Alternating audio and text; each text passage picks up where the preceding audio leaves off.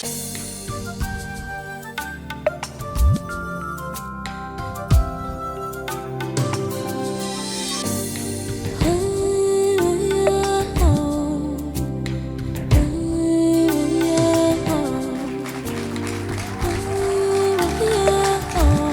entrons encore dans vos maisons, mesdames et messieurs, pour vous apporter la bonne nouvelle de Jésus-Christ. La Bible dit: or, sans la foi, il nous est impossible d'être agréable à ces dieux.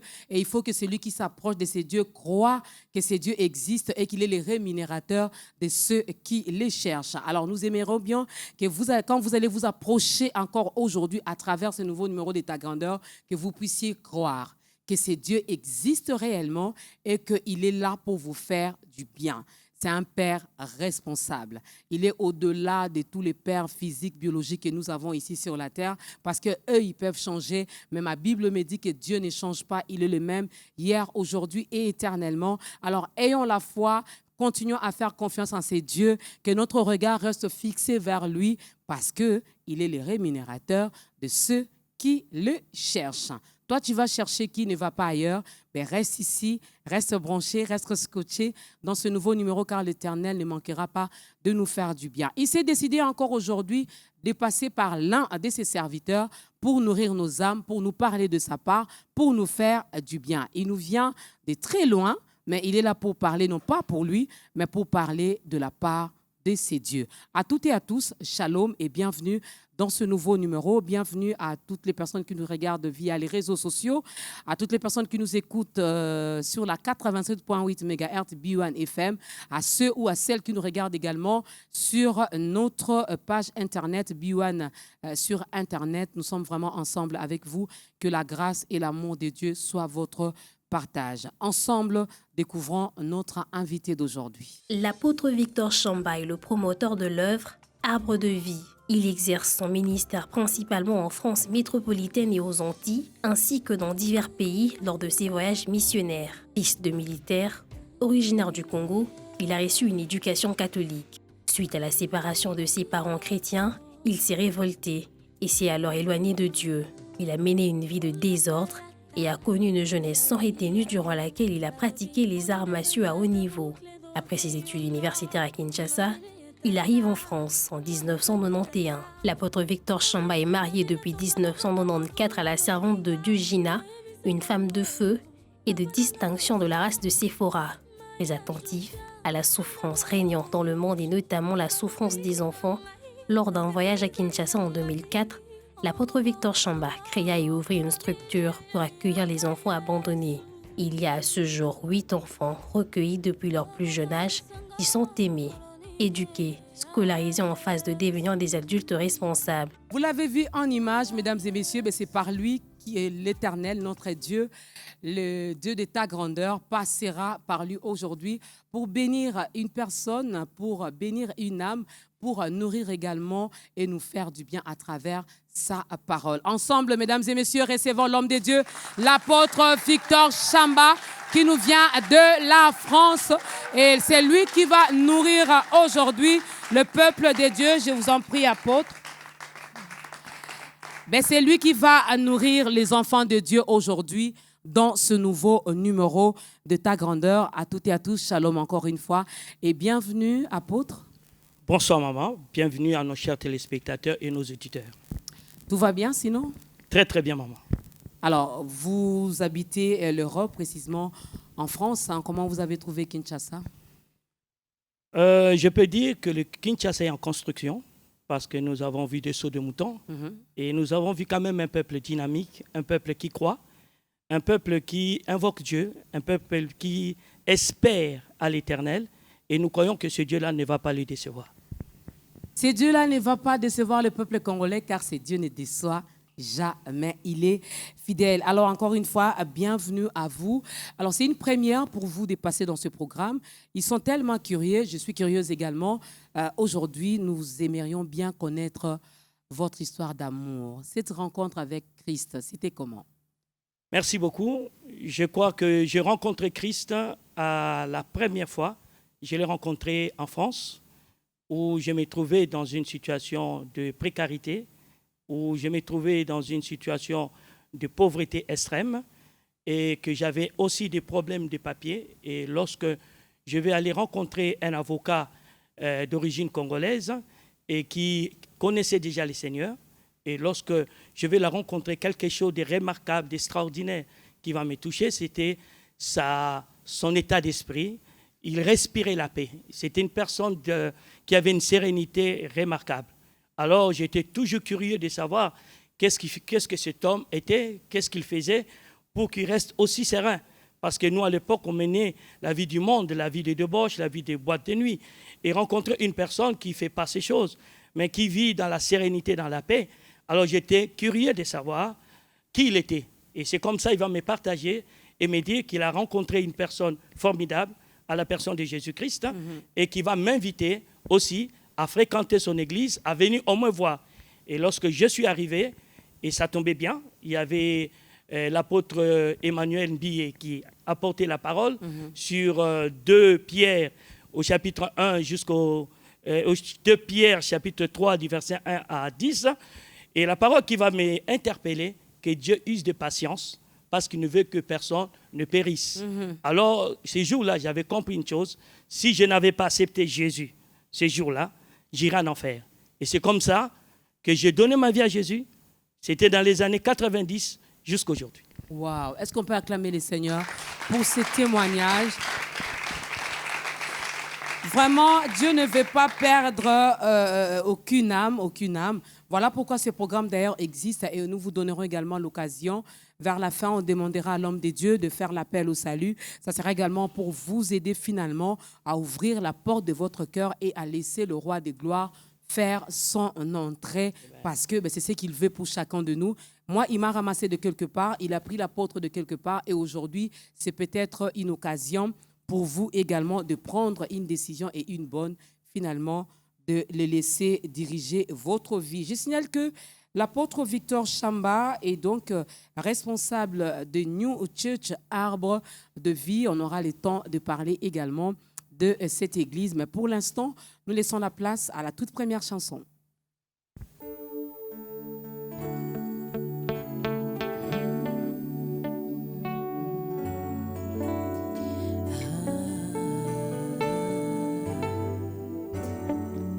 Nous voici devant ton trône, Seigneur.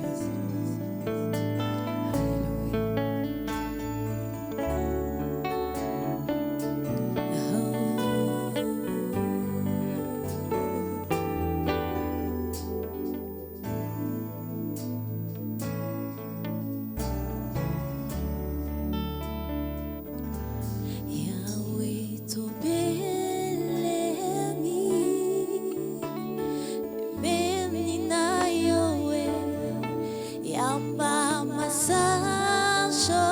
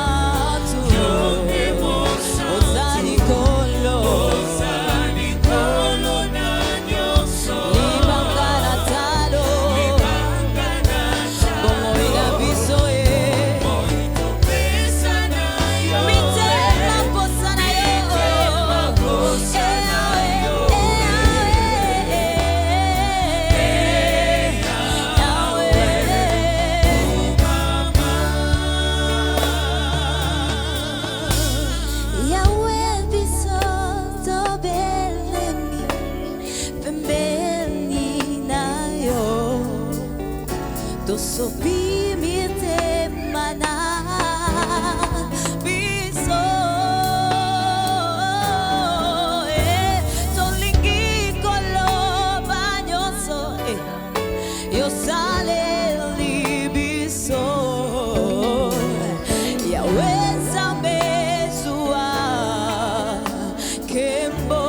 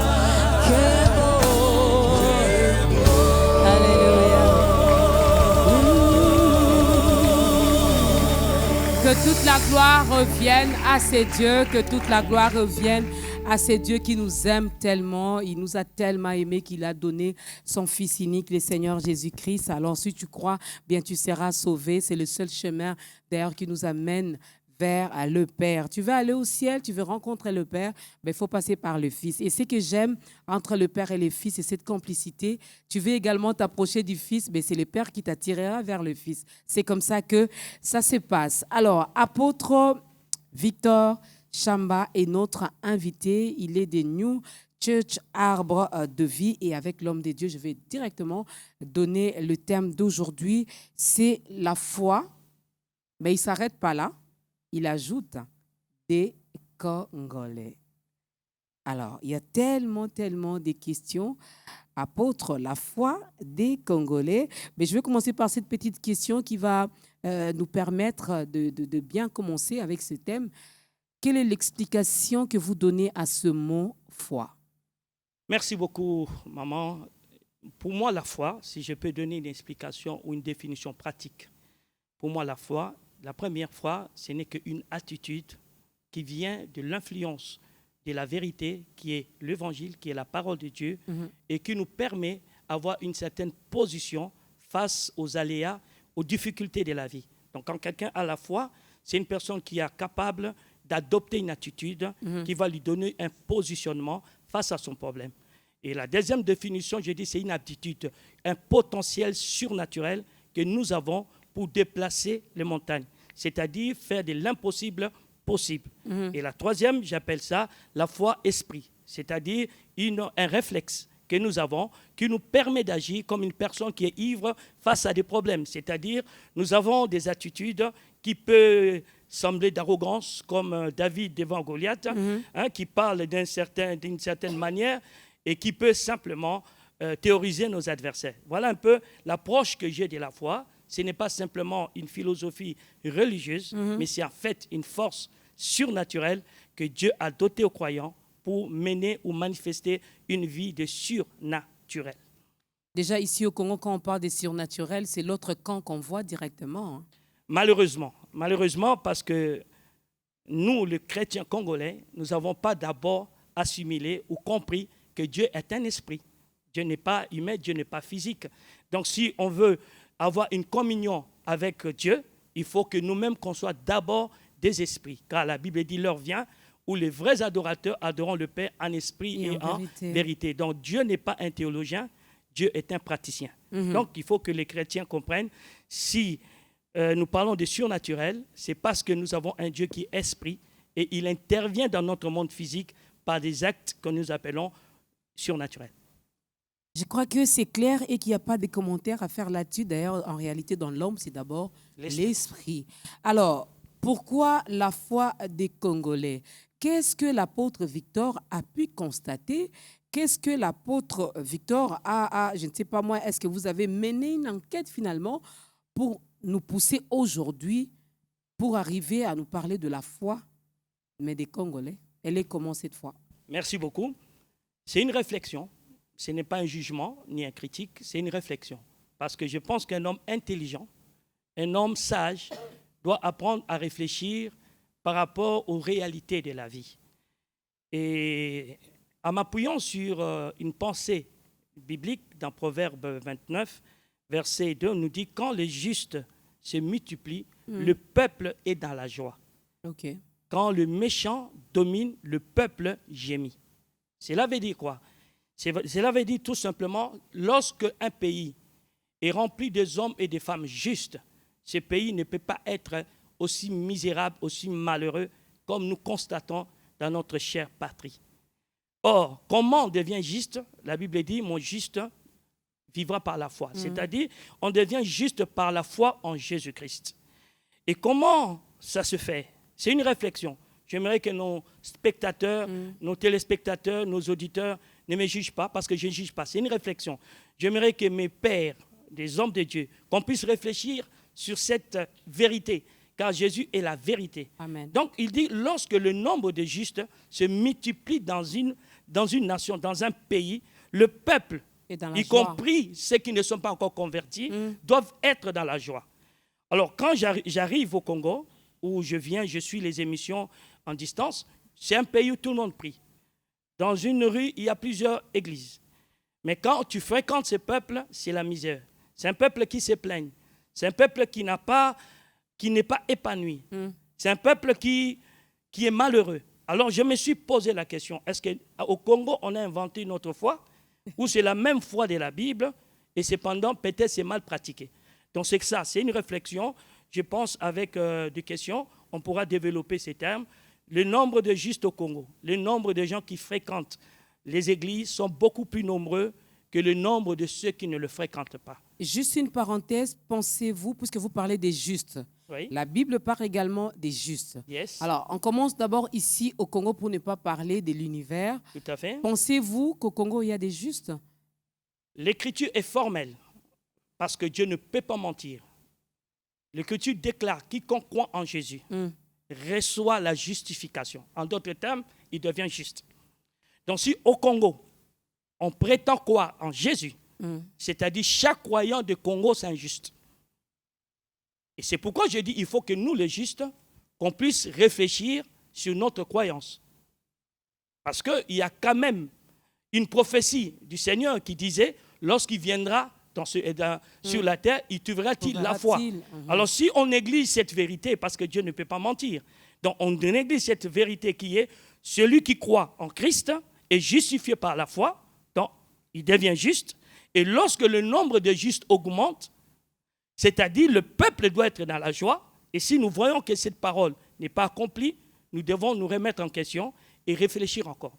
Voilà ma réflexion. Pendant que vous parlez, j'étais aussi en train de réfléchir et j'arrive à cette déduction. vu le nombre de croyants qu'il y a, vu le nombre de chrétiens qu'il y a, vu le nombre d'églises qu'il y a, et que le peuple n'est pas dans la joie, mais le peuple continue à murmurer, continue à vivre dans la misère. Donc, j'arrive à cette conclusion, il n'y a pas de juste. C'est vous qui le dites, parce que c'est une réflexion. Il y a une question que je me suis posée lorsque je suis arrivé au Congo. Je fréquente, j'ai des amis qui sont pasteurs ici, même des pères. Et j'ai remarqué quelque chose, j'ai fait un constat qui m'a un peu bouleversé. C'est lequel? Quand j'étais enfant, j'ai grandi au Congo. Et c'était des parents, des familles de ministres qui vivaient en Europe. Et des familles pauvres restaient ici, étudiaient ici. Et aujourd'hui, nous voyons un phénomène que toutes les grandes familles des pasteurs vivent en Europe. Et je me suis posé la question, est-ce qu'ils croient encore? Ils participent encore à la souffrance de leurs fidèles. J'aimerais encore insister, je ne juge personne. J'essaye de comprendre. Je ne suis qu'une personne qui cherche à comprendre qu'est-ce qui se passe au Congo.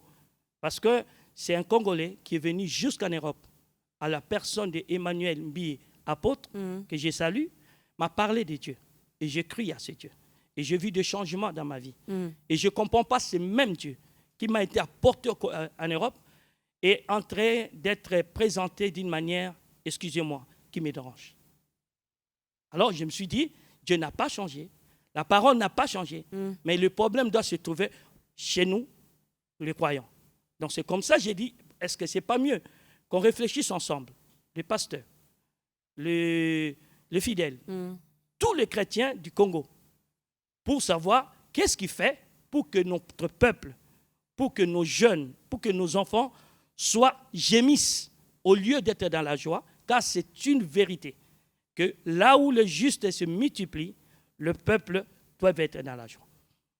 Là où les justes se multiplient, le peuple doit être dans la joie. Alors nous allons réfléchir ensemble avec l'homme de Dieu dans ce nouveau numéro d'État Grandeur. Il vient nous parler de la foi des Congolais et il a expliqué finalement qu'est-ce qui l'a poussé à arriver à formuler finalement, à avoir ce thème. Et comme test de référence, nous sommes dans Hébreux chapitre 10, le verset 38, du verset 38 au verset 39. Donc vous pouvez également lire chez vous à la maison, on parle de la foi. Et dans Hébreux 11, il y a une définition de la foi qu'on retrouve déjà dans la Bible, mais ça craint quand même avec ce que l'homme de Dieu dit. La Bible dit la foi vient de ce qu'on entend. Et ce que l'on entend vient de la parole de Dieu. Tout à l'heure, je disais, vous l'aviez dit aussi, vous l'aviez confirmé aussi, qu'au Congo, on retrouve beaucoup d'églises qui sont dirigées par nos bergers, nos pasteurs, les apôtres. Les 5 ministères, en tout cas, on le retrouve ici au Congo. Magnifique. Magnifique. Un pays de chrétiens, un pays vraiment chrétien, bien qu'un peu laïque, entre guillemets. Mais ça doit être le pays le plus béni du monde. Normalement. Alors, la foi vient de ce que l'on entend. OK. Avec cette réflexion, ce qui veut dire que nous, les Congolais, je parle d'une manière générale, nous entendons mal, ou c'est vous qui transmettez mal ce que nous devrions bien entendre? Avant que je puisse aborder ce point, je reviens toujours sur le potentiel de la foi. On nous dit dans le texte que vous venez de citer, de Hébreux 10, verset 38, on dit « Et mon juste vivra par la foi. Mais si il se retire, mon âme ne prendra point plaisir en lui. » Cela veut dire, lorsqu'on perd la foi, les conséquences sont là. Il y a des sanctions. OK? Et on nous dit, nous ne sommes pas de ceux qui se retirent ou qui perdent la foi pour se perdre, mais de ceux qui ont la foi pour sauver leur âme. Si la foi est capable de sauver l'âme, c'est que cela veut dire qu'elle est capable de nous sauver dans tous les autres domaines. Car ce qui a de la valeur aux yeux du Créateur, c'est l'âme d'une personne. Et la Bible dit, rien ne peut acheter, rien ne peut sauver l'âme, sauf la foi en Jésus-Christ. Alors, lorsque nous voyons ce potentiel divin que nous appelons la foi, capable à sauver l'âme de tout être vivant, quel que soit son âge, sa nature, son niveau intellectuel, et cette même foi est incapable de nous sortir de la misère, de la pauvreté, ainsi de suite, on doit absolument revoir notre évangile. Il n'y a pas d'autre autre chose à dire. Il faut qu'on réfléchisse. Les chrétiens n'est pas une personne insensée. Les chrétiens ont reçu un esprit qu'on appelle le Saint-Esprit. L'Esprit de Dieu est un esprit de sagesse, est un esprit d'intelligence, dit les Saintes Écritures. Lorsqu'on ne réfléchit plus sur l'état de nos âmes, sur l'état de nos fidèles, sur l'état de leur famille, et nous ne voyons plus ça, et nous ne croyons même plus au Congo. C'est-à-dire, parce que si je fais déménager ma famille, c'est que je ne crois plus au Congo. Je ne crois plus au Congo. Il y a un problème doctrinaire, il y a un problème de foi. Alors, à ce moment, il faut quand même qu'on réfléchisse. Est-ce que c'est des politiques de sauver le Congo ou l'Église? Qui est le vrai sauveur? C'est le chef d'État, le politicien ou Jésus-Christ? Moi, je reste convaincu. C'est Jésus. C'est Jésus. Alors, il est temps que toute personne qui prétend avoir cru en Jésus puisse vraiment manifester son Christ dans ce pays. Et le Christ qui a dit que cette bonne nouvelle doit être premièrement, pour ne pas dire uniquement, annoncée aux pauvres. Luc 4, verset 18. Annoncer aux pauvres, pas pour leur laisser dans cet état de misère, mais pour créer en eux la foi, afin qu'ils sortent de misère, qu'ils sortent de la précarité, qu'ils sortent de la souffrance.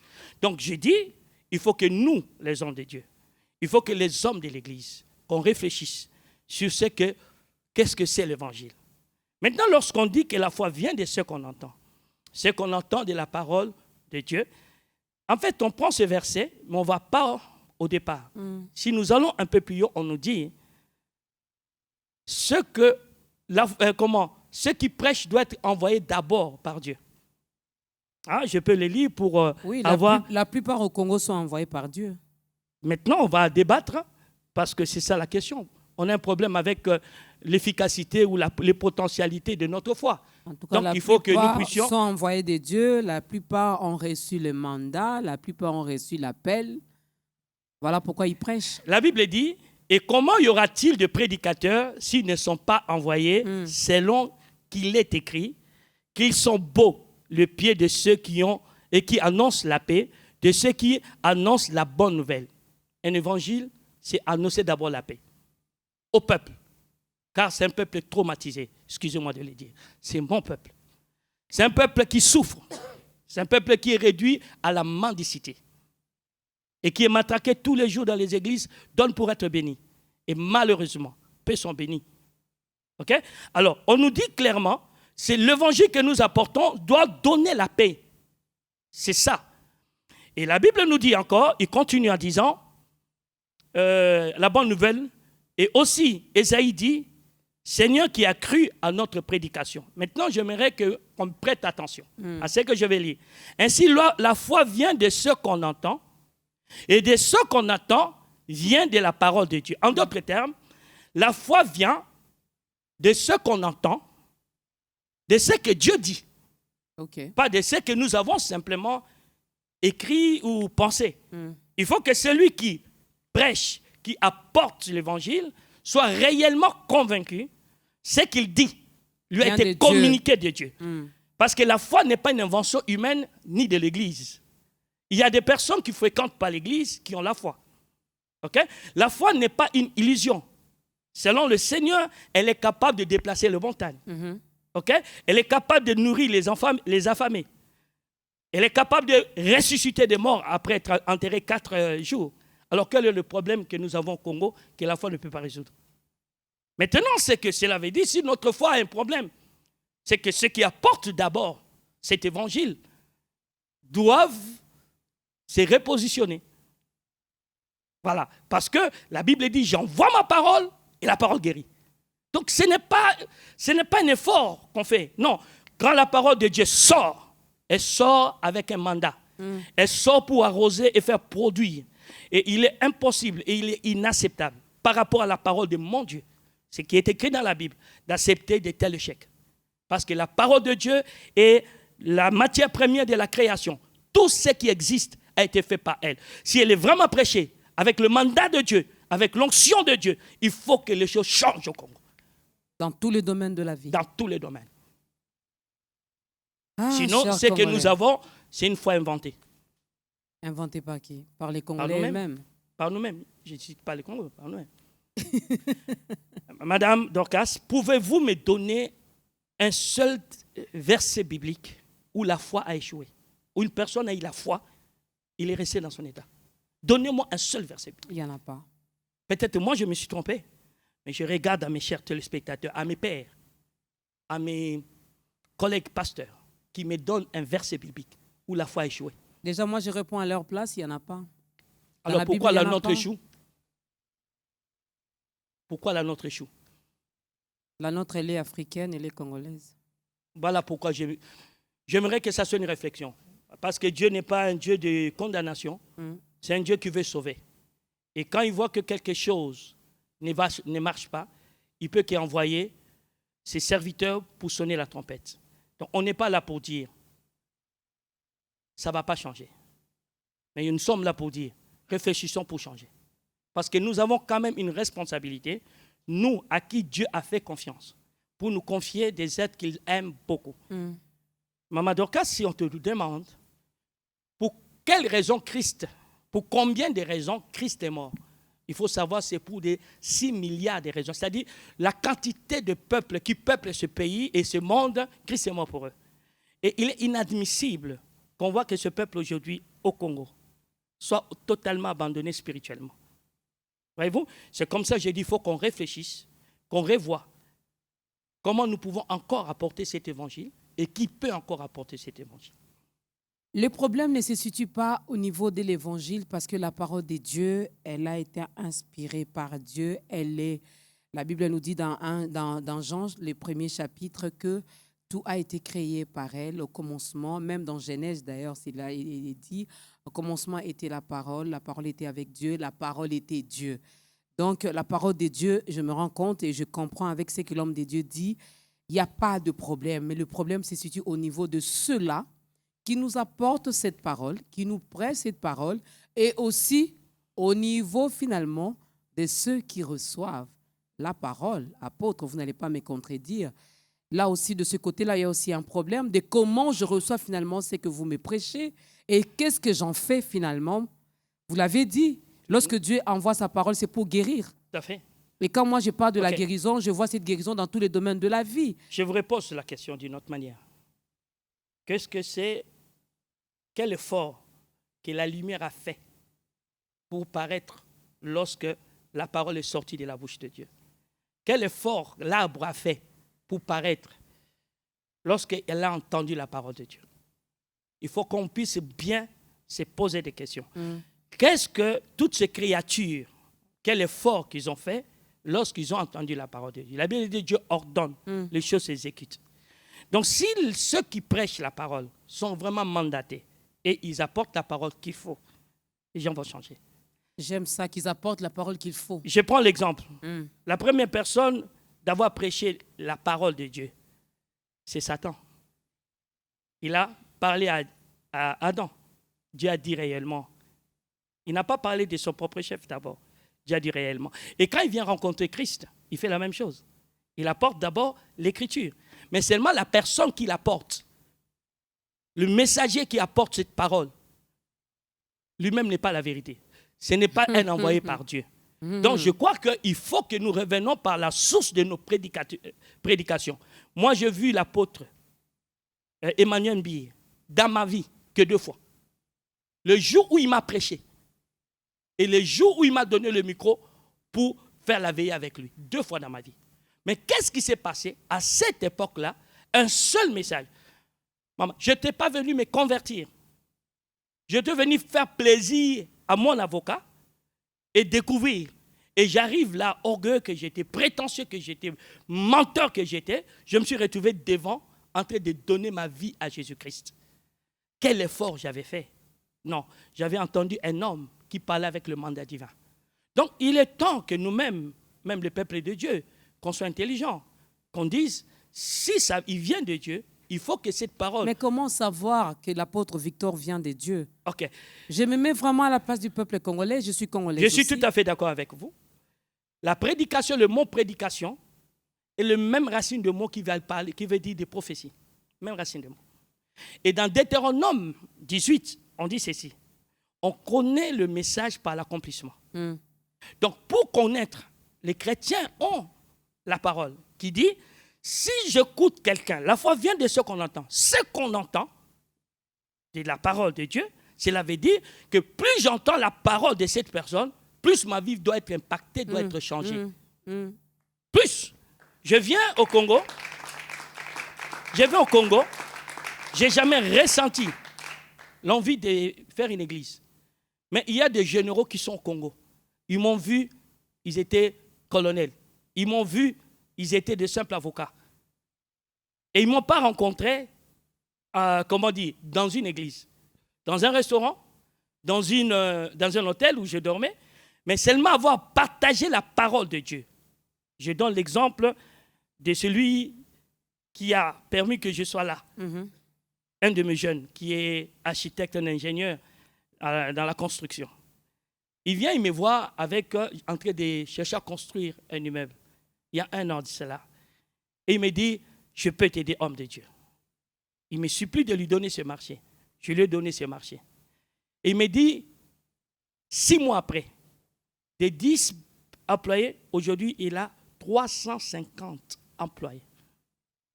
Dans 1 an. Pourquoi? Je crois, j'ai même de ces SMS qui m'a écrit, je crois, quand un mandataire de Dieu vient, il ne parle pas de son propre chef. Et c'est lui qui lui a envoyé. Quand il relâche la parole, Dieu le suit pour le confirmer. C'est comme ça la Bible dit, Dieu travaillait avec eux et il confirmait sa parole. Parce que Dieu doit garantir la véracité de cette parole. C'est important. L'Église doit comprendre. Dieu doit garantir parce que la parole de Dieu, c'est Dieu lui-même. Et le monde doit connaître qu'il y a un Dieu tout-puissant. Et c'est par sa parole que nous allons découvrir la grandeur de notre Dieu. Alors, il est temps que nous puissions nous encourager. Peut-être nous sommes retirés un peu, peut-être nous sommes égarés un peu, mais qu'on puisse revenir dans les bases de l'Évangile. Ça me vient cette question que la chorale nous prépare la deuxième chanson. Alors, je peux dire qu'il y a quand même la foi, bien que cette foi soit à la manière des Congolais. Il y en a quand même, parce que j'ai compris une chose, j'ai observé aussi que ceux-là qui nous apportent la bonne nouvelle, ceux-là qui nous prêchent la parole de Jésus, eux au moins, leur foi fonctionne.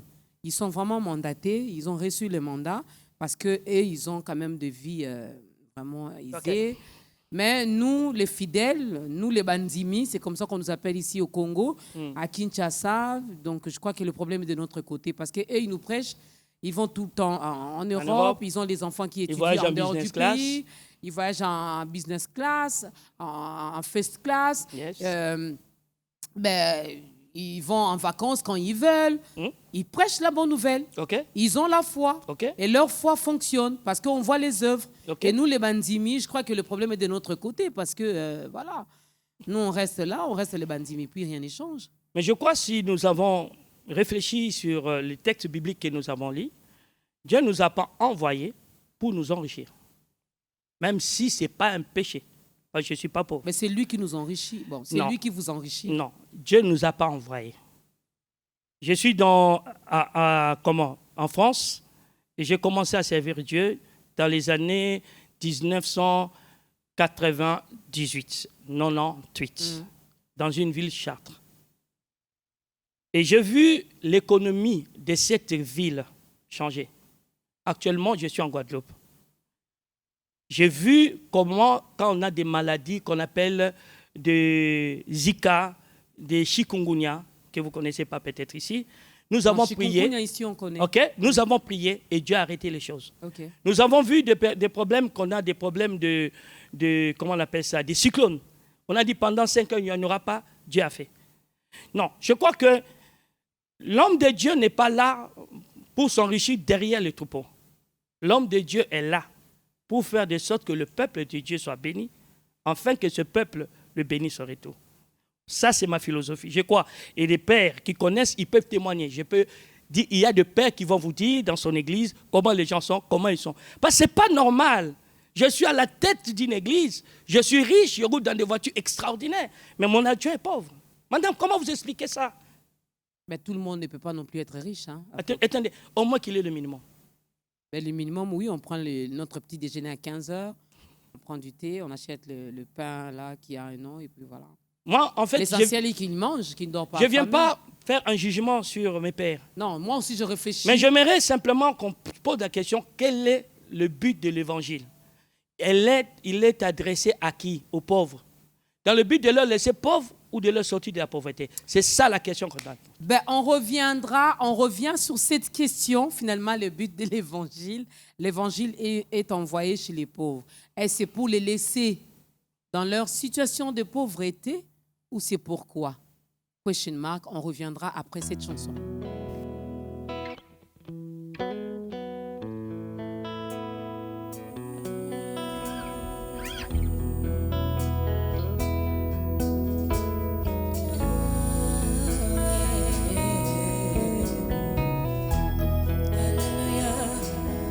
Kombona ye sezali nanguya Kombona ye sezali monene Kombona ye sezali nakembo ekopesa lobiko ekopesa esengo ekopesa kimya mapamboli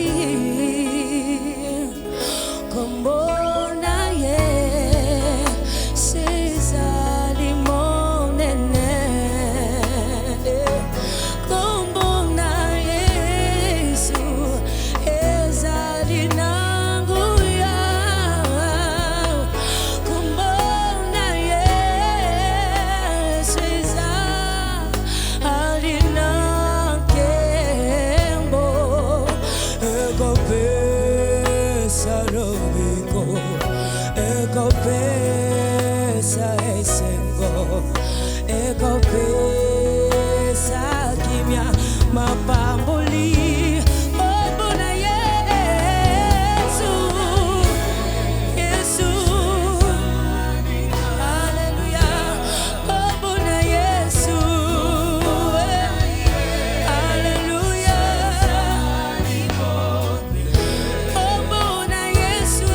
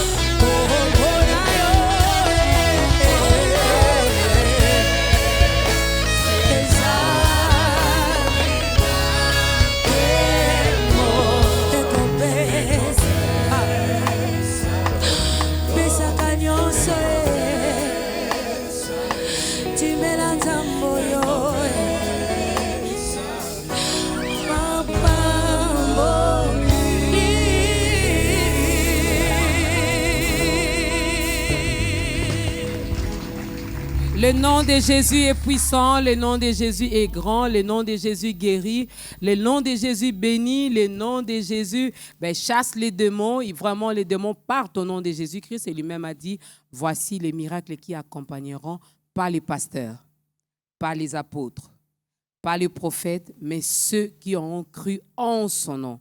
Donc là où vous êtes, vous pouvez également chasser les démons, mais au nom de Jésus-Christ. Vous pouvez également recevoir votre bénédiction. Ici, je ne vois pas les biens matériels. Je parle de la bénédiction au vrai sens du mot. Dans le nom de notre Seigneur Jésus-Christ. Alors, on revient sur cette question.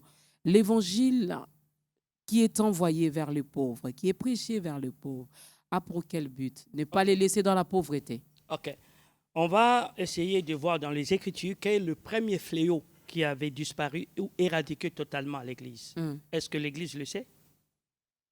Est-ce que les croyants d'aujourd'hui savent quel est le premier fléau qui a été totalement éradiqué?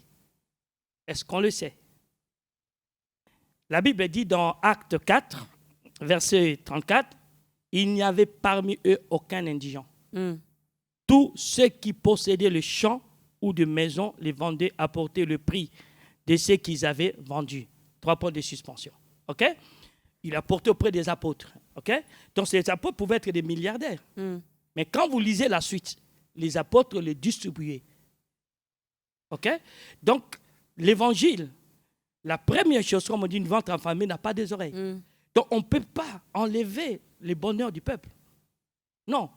Lorsque l'évangile a été prêché par les apôtres, je parle des apôtres dans le vrai sens du terme, dans l'acte des apôtres, le premier fléau que Dieu a éradiqué, ce n'était pas des maris de nuit. Ce n'était pas des maladies. C'était que dans ces églises, il n'y avait plus de précaires. Les gens mangeaient, vivaient. Je crois qu'au chapitre 6 des Actes des Apôtres, même le premier conflit, problème qu'il y a à l'église, car le nombre augmentait tellement, on n'arrivait plus à répondre à d'autres besoins. C'était une préoccupation, madame. C'était une préoccupation des hommes de Dieu. Acte 6 le dit. C'est là qu'on va établir le diacre. Donc, c'était une préoccupation. On propose le paradis, mais on ne résout pas les problèmes primaires des gens. Il faut qu'on revoie l'évangile. Ça a été envoyé aux pauvres. Donc, quand il y a eu dans Acte 6 le problème d'augmentation, ce n'était pas parce que le système avait changé, mais le nombre de croyants avait tellement augmenté, l'Église a créé d'autres méthodes. Voyez-vous? Et je crois, je n'ai pas la référence dans ma tête, mais toujours dans Actes, quand il y aura une famine qui s'est annoncée, Dieu va donner à l'Église déjà la prophétie pour qu'il ne soit pas affecté ou détruit par cette famine. Donc cela veut dire quoi? Dieu se préoccupe des bonheurs de ses enfants, qu'on ne peut pas changer. Dieu se préoccupe. Il faut aussi que nous, les pasteurs, on est capables de prendre une voiture, à donner à notre collaborateur, à notre chauffeur. Mais ça viendra. La Bible dit chercher premièrement le royaume des cieux. C'est d'abord, l'adjoint cherche d'abord le royaume des cieux. Et puis, Madame, voilà. Pensez-vous ces gens-là qui travaillent à nos côtés, qui viennent, qui jeûnent, pendant que nous, on est au froid en Europe, pensez-vous qu'ils ne cherchent pas le royaume de Dieu? Donc, on veut dire ici, c'est les hommes de Dieu qui cherchent Dieu plus que tout le monde? Est-ce que au Congo, les hommes de Dieu cherchent Dieu plus que tout le monde? Mais ils ont quand même une lourde responsabilité, non? Madame. S'ils doivent vraiment prier pour chacune des brebis, ça va prendre des... Est-ce que l'église congolaise est l'église type ou l'église primitive? C'est l'église primitive. Alors, on doit se référer en quoi? À ce que nous on fait et non au modèle que Dieu nous a légué. Moi, j'aimerais qu'on se réfère au modèle que Dieu nous a légué. Vous êtes quand même d'accord que les époques ont changé, les temps ont changé? Mais Dieu n'a pas changé. Il est le même hier, aujourd'hui et éternellement. Quel que soit... Madame, je vous parle d'un Dieu qui a nourri un peuple pendant 40 années dans le désert. Peut-être au Congo, on l'a inventé un autre. Le Dieu qui a nourri pendant 40 années un peuple sans qu'ils aient perdu leurs vêtements, leurs chaussures. Leurs chaussures. OK? Et ils mangeaient à leur faim tous les jours. OK?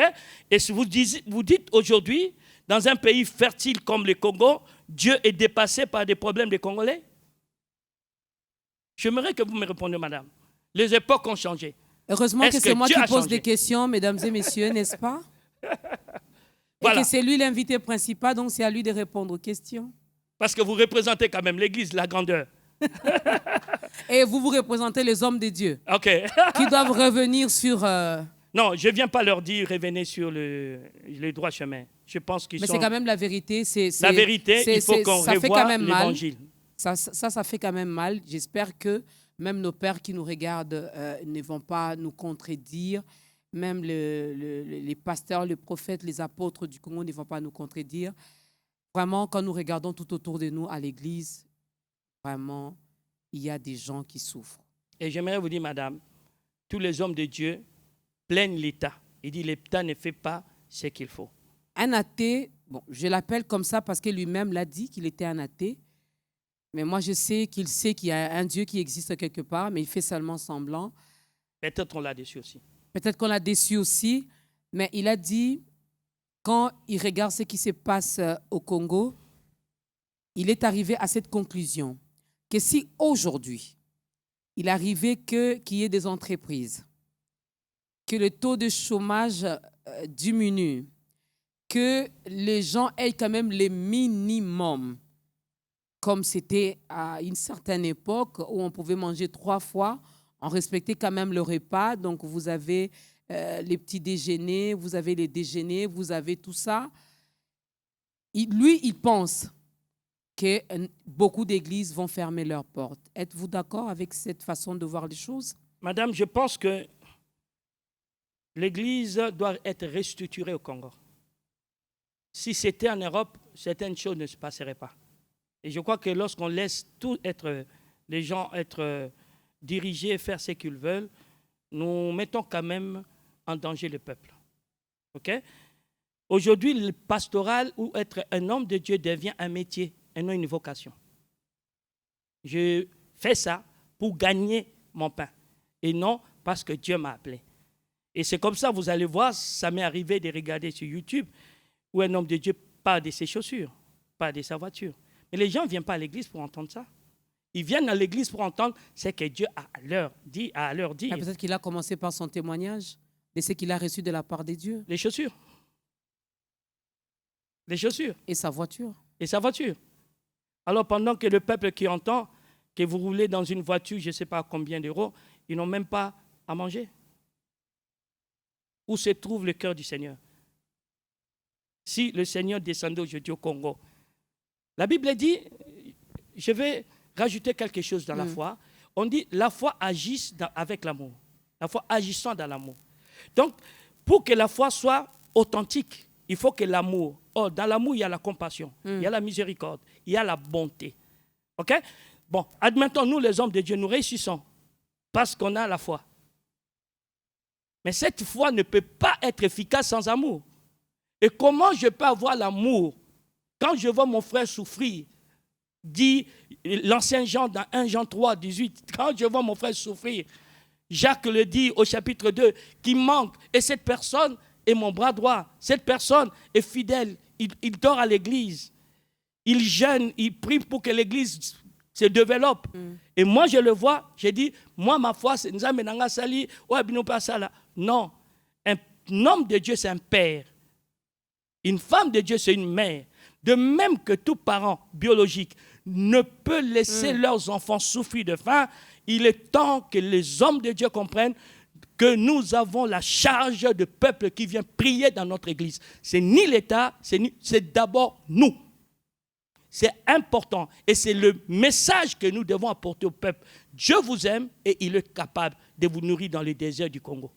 Non, il n'y en a pas de désert ici. Hein?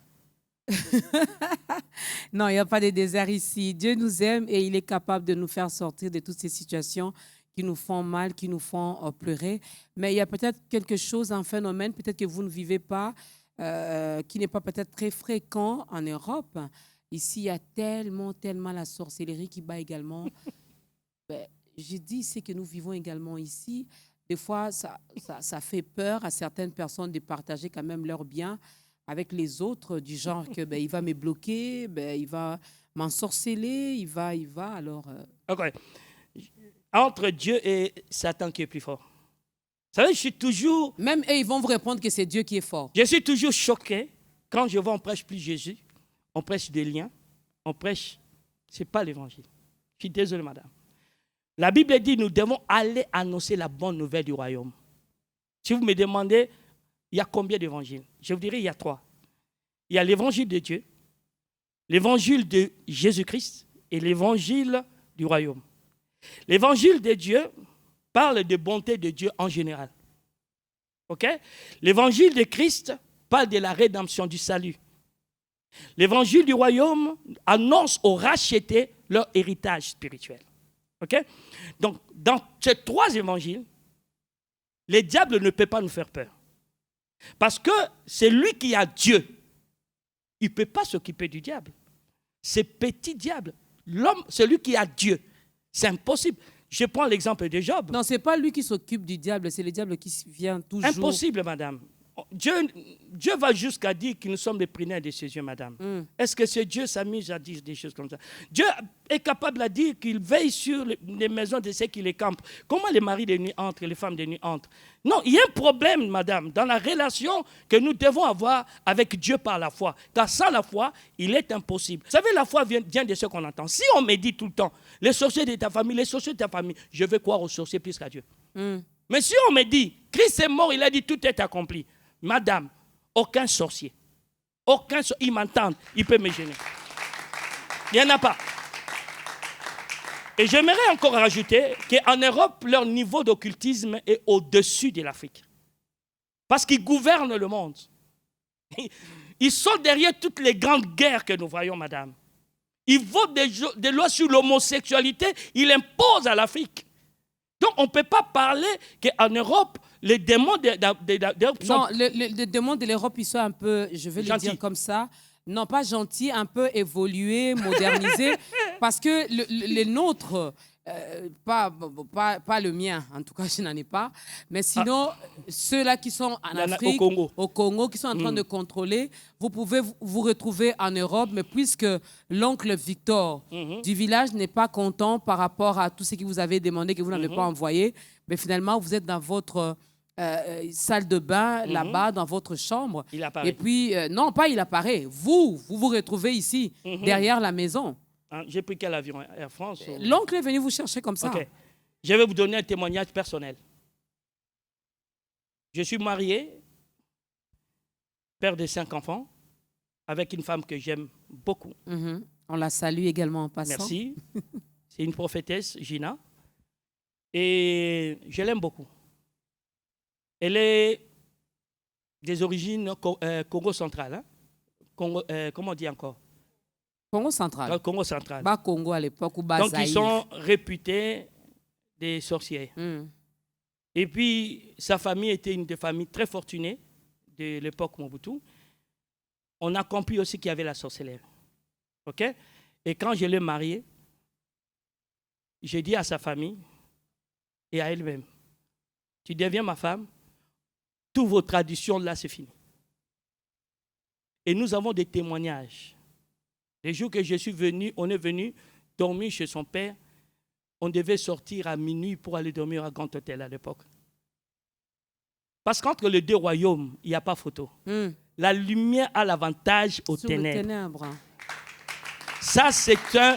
Je dis, ce n'est pas seulement une vérité, c'est aussi un verdict. OK? Ce n'est pas seulement une vérité. Hein? C'est un verdict. C'est établi. Madame, c'est établi. Alors, quand on enseigne aux chrétiens, si tu n'avances pas, c'est ton père, c'est ta grand-mère. Je dis, mais pourquoi on ne leur dit pas que Jésus est venu libérer les captifs? Et pourquoi on ne leur dit pas qu'il n'y a plus de condamnation? Il n'y a plus de condamnation pour ceux qui sont en Jésus-Christ. Pourquoi on ne leur dit pas qu'ils ont été dépouillés, livrés publiquement en spectacle? Il faut qu'on arrête tous ces cinémas, madame. Il ne faut pas qu'on puisse rajouter autre chose à l'évangile. Elle se suffit. Elle est capable de changer nos vies. Mais finalement, si on leur dit, ils ne viendront plus vers nous pour chercher des prières, des délivrances, donc ça devient un business. Prophéties. Ça devient un business. Dernièrement, j'ai reçu une personne qui est venue me dire, on lui a révélé c'est quelqu'un de sa famille qui a fait ça, ça, ça, ça. Je lui ai dit, maintenant, on t'a révélé ça. Et qu'est-ce qu'on t'a donné comme solution? Parce qu'aujourd'hui, la révélation est devenue une information comme on regarde les infos à la télé, des B1, si je peux me permettre. Okay? Oh non, la prophétie a le pouvoir de délivrer quelqu'un. La prophétie ou l'évangile a le pouvoir de libérer quelqu'un. Si la Bible dit qu'il envoie son évangile aux pauvres, la bonne nouvelle aux pauvres, après on dit quoi? Pour guérir ceux qui ont le cœur brisé, pour libérer les captifs, pour délivrer les opprimés et annoncer une année de grâce de la part du Seigneur. Ça vient de par quoi? Par quel biais? Par l'évangile. Pas par des jeunes, pas par des « oh, yaka, tata, moi si », on commence à parler, amener des gens à dévoiler des souffrances du passé, madame. Ce n'est pas normal. Il y a des choses qu'on fait remonter aux gens. Ça peut leur... Même des fois, des mamans qui sont obligées de dire des choses d'intimité. Je pense que Dieu, quand même, a de la pudeur. Donc, c'est pourquoi je dis, si on retrouve l'évangile de Jésus, qui est l'évangile de paix, alors le peuple sera libéré. Comment comment trouver la foi aujourd'hui? Vous avez dit, nous devons finalement, les hommes de Dieu que vous êtes, vous devez nous prêcher Jésus-Christ, nous parler de Jésus-Christ. Mais moi, je me reviens, je crois que tous les hommes de Dieu qui nous suivent ont compris qu'on n'était pas là pour apporter notre jugement, non. Mais c'est un constat, c'est une réflexion. C'est une réflexion. Et si chacun de nous est sincère avec lui-même, il remarquera que dans nos différentes églises, ce sont des choses également que nous vivons. Il y a beaucoup plus les visionnaires qui prospèrent, qui vont de l'avant, mais le reste, vraiment, ils sont ce qu'ils sont. Alors, c'est quoi le remède également par rapport à nous qui recevons la parole? Ok, Jésus avait déjà pensé à ça. Dans Matthieu 9, du verset 35 jusqu'au verset 38, si vous me permettez de les lire, Jésus parcourait toutes les villes et les villages, enseignant dans les synagogues, prêchant la bonne nouvelle du royaume et guérissant toute maladie et toute infirmité. Donc, il annonçait d'abord et voilà. La Bible dit, voyant la foule, suivez-moi, il fut ému de compassion pour elle. Pourquoi? Parce qu'elle était languissante et abattue. Jésus l'a vue. Je ne sais pas, nos pasteurs, ah oui, je vois. Ça m'est arrivé d'aller dans des grandes églises, ils sortent d'une porte, ils sont là, ils ne traversent pas le peuple. Ils ne peuvent pas voir qu'ils sont languissants et abattus. Voilà. Ils ne peuvent pas voir, parce qu'ils entrent dans une perte protocole. Allez, il y en a d'ailleurs qui entrent seulement au moment de la prédication. Ils adorent même passent plus. directement. Voilà. Ils prêchent après la prédication, ils sortent dans leur bureau. Celui qui était venu là, qui avait besoin de pain, ou la veuve là, lui, elle, on ne la verra pas. Mais écoutez maintenant, on dit... Donc, abattu, qu'est-ce que Jésus dit? Et j'aimerais nos chers téléspectateurs, auditeurs, écoutent. Comme des brebis qui n'ont point de berger. Il rend qui responsable? Quand il a vu le peuple abattu et languissante, il rend qui responsable? Le berger. Parce qu'il estime une brebis ou un troupeau qui est un bon berger. Totalement du berger. En tout cas, ils sont bien. Et à la suite, il dit quoi? Et c'est ça. Alors, il dit à ses disciples, à nous, à ses disciples, la moisson est grande, mais il y a peu d'ouvriers. Priez donc le maître de la moisson d'envoyer des ouvriers dans sa moisson. Cela veut dire quoi? Pour lui, c'est nous les bergers qui doivent s'occuper des brebis. Parce que le jour qui viendra, on doit lui présenter chacune de nos brebis dans un état gras, bien là. Okay? Sans défaut. Sans défaut. Ok? Oh, il vivait dans la jalousie de son voisin parce qu'il vivait qu'en manque. Non, sans défaut. Ok? Alors, il dit quoi la réponse? Il dit la réponse viendra lorsque nous, l'Église, nous allons commencer à prier pour que Dieu lui-même envoie des bergers selon son cœur. Je l'ai dit, la Guadeloupe, le RDC doit prier pour que Dieu envoie des bergers selon son cœur. Amen. Il y a quelque chose qui s'est passé ici et qui m'avait personnellement interpellé. Je ne fais pas la politique et ça ne m'intéresse pas. Mais lorsque je vois notre chef d'État, son père spirituel sénégalais, je me suis posé la question, y a-t-il pas d'homme de Dieu ici? Mais il y a une église également locale ici, non? Madame, j'ai vu ce que nous on a vu. OK? Je ne parle pas d'église. Quelqu'un peut fréquenter une église, mais son père spirituel est voilà. Ailleurs. OK? Donc, il est temps que nous nous remettons en question. Tout ça, qu'on ne se dise pas, qu'on ne se cherche pas la guerre, mais qu'on résout un problème. Le problème, c'est le peuple. Et les brebis sont languissantes et abattues. Et Jésus dit, ils sont comme des brebis qui n'ont pas de berger. Donc, ils sont comme des brebis qui n'ont pas de berger. Alors, que devons-nous faire? Est-ce qu'on va prier que le Dieu suscite des hommes politiques magnifiques? Non, il n'a pas dit ça. Priez le maître de la moisson pour qu'il envoie ses ouvriers à lui, le berger selon son cœur, dans sa moisson, dans quel but? De paître le troupeau. Et c'est ça l'évangile. Nous devons prier, c'est ça la solution. Nous devons demander aux chrétiens, nous devons demander aux églises. Prions pour que notre pasteur puisse avoir de la compassion pour nous. Prions pour que des vrais hommes de Dieu voient le jour. Des gens qui ont la vocation dans ça. C'est-à-dire, il est capable de se priver comme Christ de sa royauté, de sa richesse. La Bible dit, riche qu'il était, il s'est fait pauvre. Lui, le maître, il dit, je suis le chemin. On doit suivre son exemple. Comprenez, madame? Donc, il est important que comprenne ces principes. Le berger est d'abord roi pour l'intérêt, pas de sa famille, mais du troupeau du Seigneur. Du troupeau du Seigneur, son Père acclamé pour le Seigneur. Voilà pourquoi nous demandons tout de suite, là, maintenant, à l'homme de Dieu, l'apôtre Victor Chamba, puisqu'il est là également pour s'occuper du troupeau de Dieu. Alors, il va quand même faire l'appel au salut. Il va aider cette personne qui a commencé à nous suivre depuis le début. Il y en a peut-être qui vient à peine d'allumer également sa télévision. Il est temps que vous puissiez donner également votre vie à Christ. Et c'est l'homme de Dieu qui va vous aider à le faire. Regardez la caméra qui est en face de vous. Merci beaucoup, maman. Je vais m'adresser à vous, chers téléspectateurs et auditeurs de B1, pour vous expliquer comment je peux dire une pratique spirituelle. Que moi, j'appelle ça les enchères. À qui voulez-vous vendre votre âme maintenant? À qui voulez-vous vendre votre âme maintenant? Cela m'a été inspiré par le Saint-Esprit au travers d'un verset de 1 Pierre chapitre 1 à partir du verset 17 qui dit « Et si vous vous invoquez comme Père celui qui juge, plutôt verset 18 pour être bref, sachant que ce n'est pas par des choses périssables, par de l'argent ou de l'or que vous avez été rachetés de la vaine manière de vivre que vous aviez hérité de vos parents, de vos pères, mais par le sang précieux de Christ, comme d'un agneau sans défaut et sans tache. » Cela veut dire quoi? Un chrétien, c'est un racheté. C'est une personne qui a vendu son âme. Maintenant, à qui? Et c'est ça que j'aimerais expliquer à tous nos chers téléspectateurs en quelques minutes. Nous avons, aux enchères, nous avons le produit, nous avons le commissaire-priseur et nous avons les acquéreurs. Et chacun apporte, il cherche à acheter la chose. Et le bien que nous allons vendre aujourd'hui, c'est l'âme. L'âme de l'homme.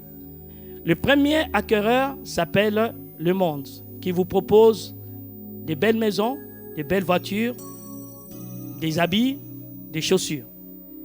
Et à contrepartie, que vous devenez un mondain, et vous restez un mondain en aimant le monde plus que Dieu. Or, la Bible dit, l'amour du monde est l'inimitié contre Dieu. Beaucoup, même dans les églises aujourd'hui, ont déjà vendu leur vie, leur âme au monde. Alors, quand tu demandes au monde, après ma mort, tu me proposeras quoi? Il dit, le monde passera avec tout ce qui renferme. Donc, il n'a rien à vous proposer après la mort. Et le deuxième acquéreur s'appelle Lucifer ou Satan. Et lui vous propose la gloire, le pouvoir, le succès, je ne sais pas quoi encore. Et lorsque vous lui demandez, après la mort, qu'est-ce que vous proposez à mon âme? Il vous dira certainement, vous allez me suivre en enfer. Et il y a une troisième acquéreur, son nom c'est Jésus-Christ de Nazareth. Et lui vous propose, il dit, abandonne tout, suis-moi. Et si vous me suivez, je vous donnerai des choses que vous avez perdues au monde au centuple et après la vie éternelle, c'est-à-dire là où lui il est, que vous y soyez aussi. Et qui aujourd'hui prendra la décision d'accepter l'offre de Christ, c'est-à-dire de vendre son âme à Jésus-Christ. Okay? Et si vous êtes prêt à vendre votre âme en la levée de la main du monde, dans le lever de la main du diable, parce que lui, il va après la mort, il va vous proposer l'enfer. Le monde n'a rien à vous proposer parce qu'il y passera.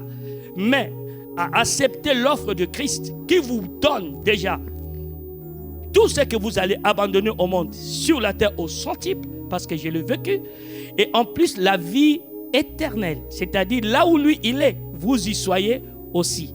Sachez, vous savez que vous êtes sur terre pour un temps, même lorsque vous vivrez 100 ans.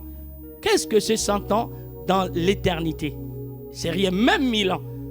Alors je vous propose aujourd'hui d'accepter Jésus, de lui vendre votre âme, de l'accepter comme Seigneur et Sauveur, pour qu'il vous donne tout ce que vous avez besoin et en plus la vie éternelle. Et si vous êtes dans ces cas, laissez-moi vous conduire dans cette prière. C'est comme ça, moi, j'ai vendu mon âme à Jésus. Elle appartient entièrement. Ma vie est cachée dans le lieu céleste en lui. Quand vous me voyez ici, en chair et en os, mais je ne suis pas là. Ma vie est cachée dans le lieu céleste. Le diable ne peut rien contre moi parce que j'ai déjà vendu mon âme. Ok? Alors vous allez me suivre dans cette prière dans laquelle vous aussi ferez comme moi. Vendre votre âme. Acceptez l'offre de Christ qui vous rachète par son sang. Alors vous allez fermer vos yeux et faire cette courte prière avec moi. Je pense que vous êtes prêts. On y va. Faites ta prière après moi. Seigneur Jésus, j'accepte votre offre. J'accepte de vous recevoir dans ma vie. D'abord comme un sauveur. Celui qui me délivre du monde et du diable. Qui me délivre du jugement dernier. J'accepte votre offre. Et je reçois, je vous reconnais comme Seigneur de ma vie. Le seul et l'unique qui doit dominer sur ma personne. Que tu deviens l'objet de mes pensées. Que mon cœur soit attaché à toi et non au bien de ce monde. Je te donne ma vie. Accorde-moi ton Esprit Saint pour que je manifeste ta nature sur la terre et que je reçoive par la foi en ton nom la vie éternelle. Dis 3 fois Amen, Amen, Amen, Amen. Que Dieu vous bénisse.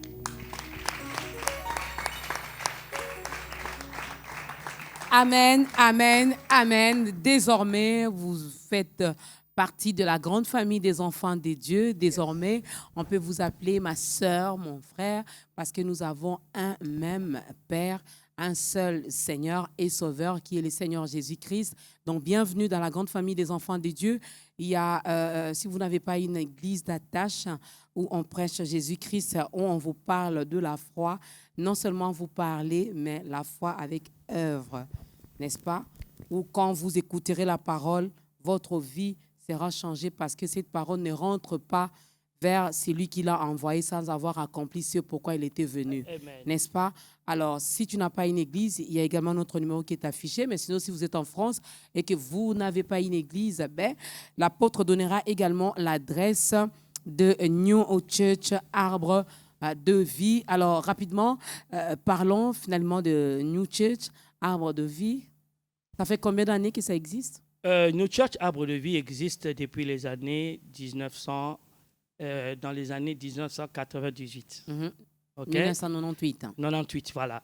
Dans la ville de Chartres, elle s'est développée. Elle est aussi aujourd'hui en Guadeloupe, où il y a une grande... en Guadeloupe, il y a au moins 3 églises. Okay.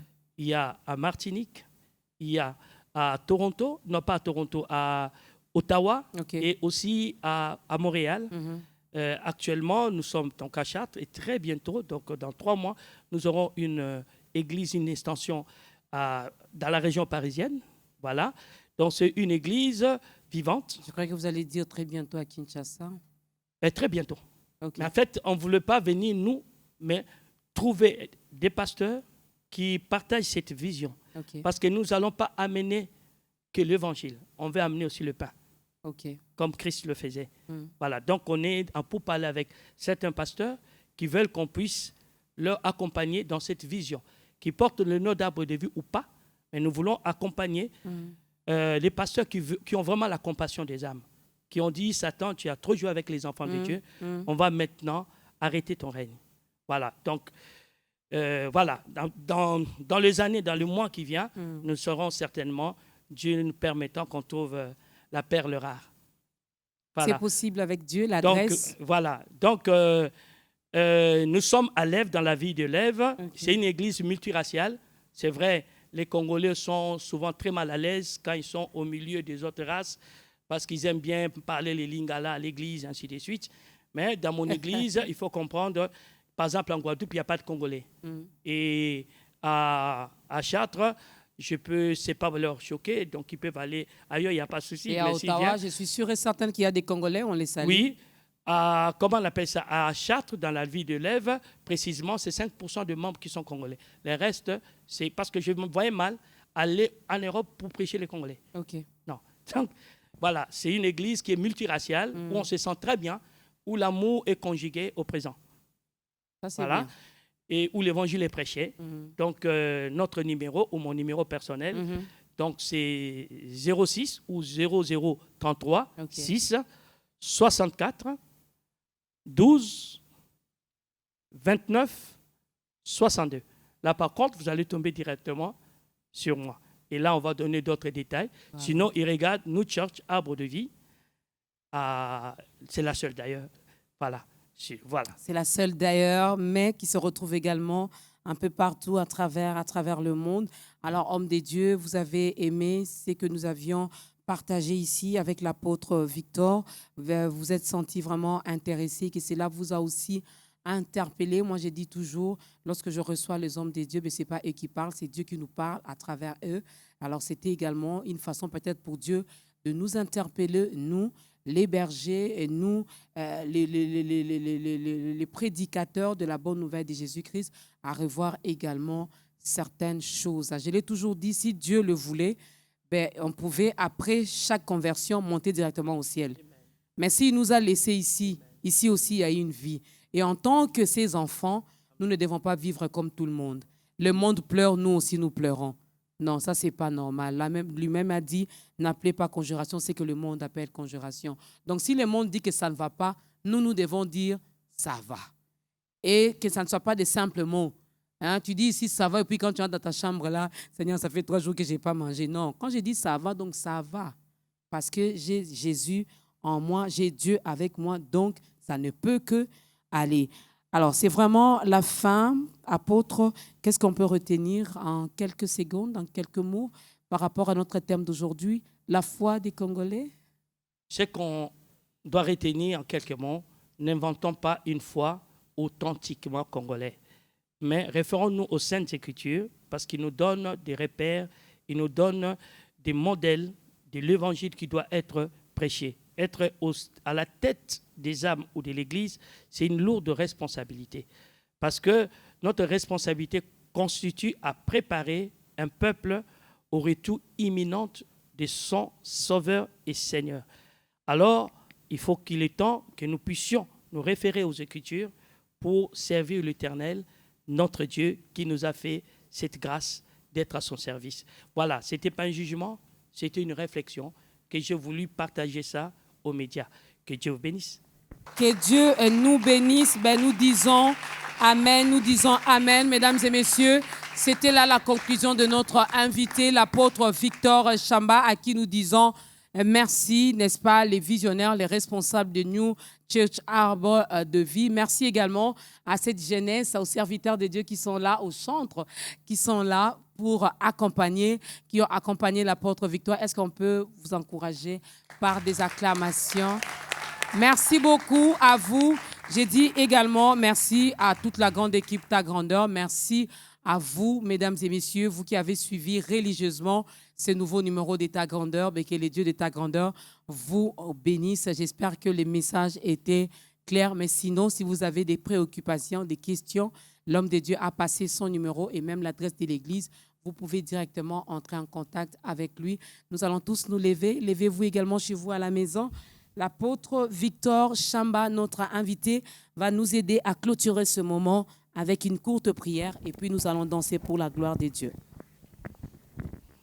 Dieu de gloire, Dieu de toute bonté, nous avons obéi à ta direction et maintenant, nous te laissons toi-même, le Créateur des cieux et de la terre, le Dieu des esprits, le Dieu des anges, que tu puisses envoyer ton Saint-Esprit, convaincre chacun de nous. Je bénis cette émission.